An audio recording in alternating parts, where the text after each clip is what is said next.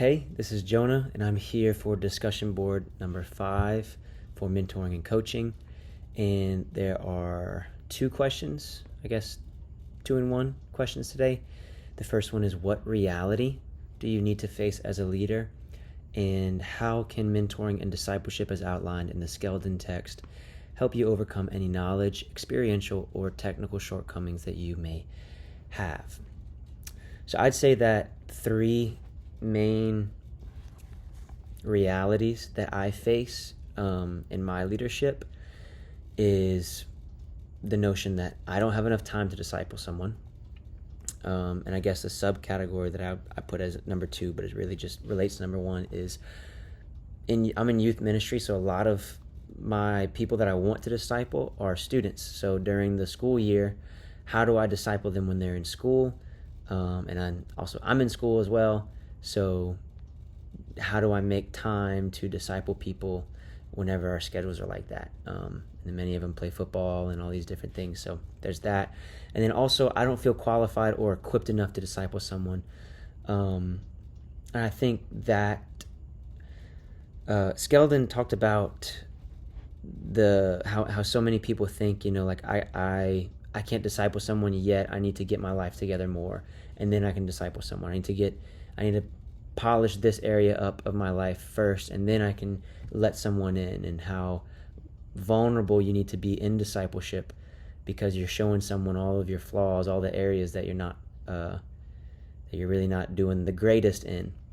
Like, I might be able to disciple you in how to walk with Jesus, but my truck is a mess, or I might be able to help you answer theological questions and look more like Christ, but my dishes need to be clean.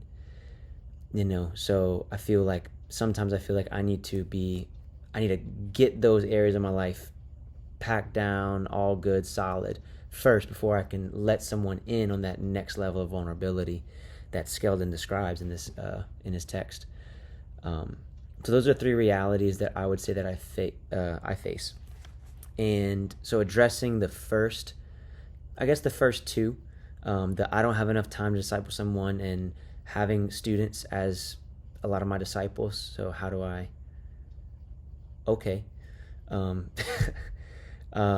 Having, I don't know what that is. I'm sorry.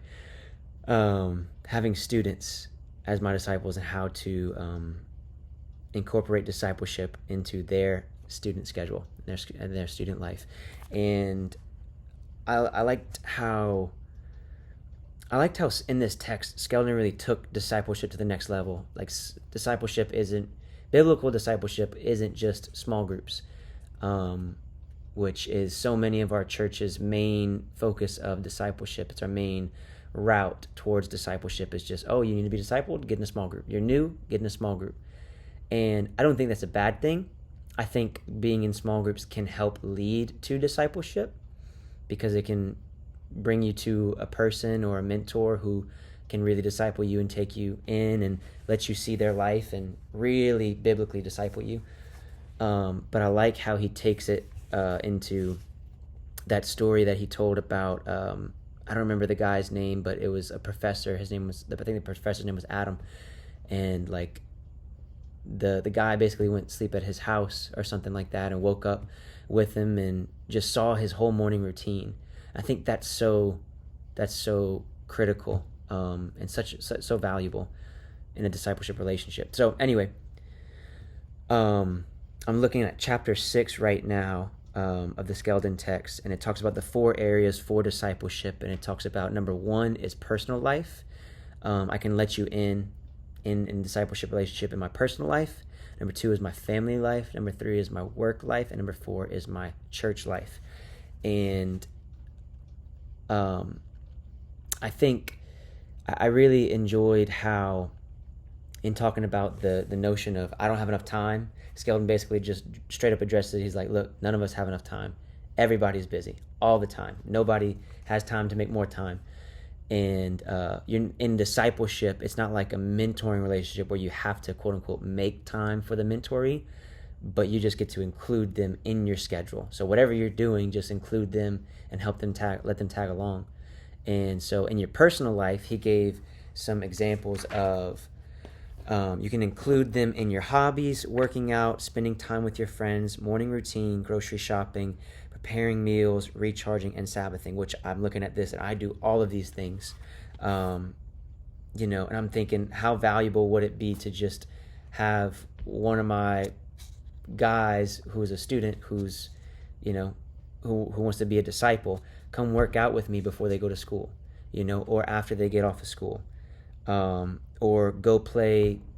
I'm thinking about a certain kid right now who me and him go play disc golf sometimes, and that's a good time for discipleship, or just showing them my morning routine.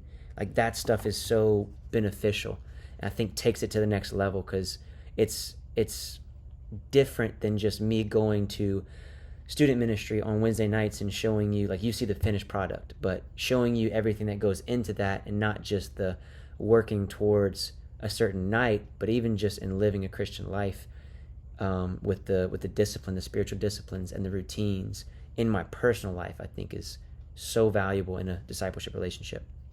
Also, including them in your family life, bringing disciples in, if you have a family event, or just to come and hang out and have dinner, and seeing how I speak to my parents, and how my godly parents speak to me, and how a good, healthy family life should work. Also, my work life. I mean, I don't have a job right now. I'm interning at the church, but even including, like, asking them to come and just help me set up for a student ministry night, or plan out a student ministry night, and getting the back end of, or the behind the scenes to ministry. And so that kind of goes in with church, where I serve in kids ministry on Sunday mornings.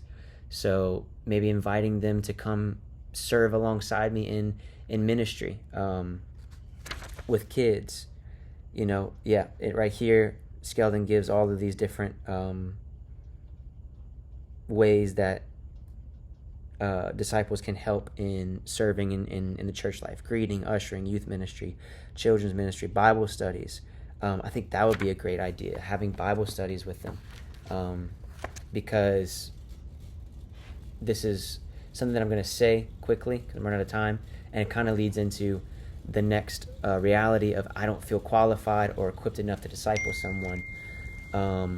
I love how Skeldon basically, again, just said, look, none of us are qualified.